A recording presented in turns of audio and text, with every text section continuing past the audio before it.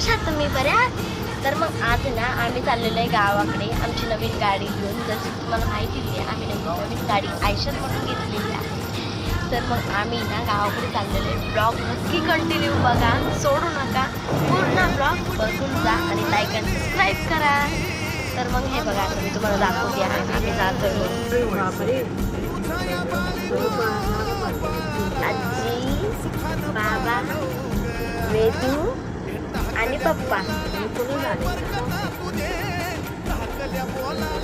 आम्ही 5 जण चाललेलो आहे आमच्या गावाकडे. इतकं भारी वाटतंय आणि पुढचा व्ह्यू आहे ना खूप छान आहे. खूप म्हणजे खूप छान आहे.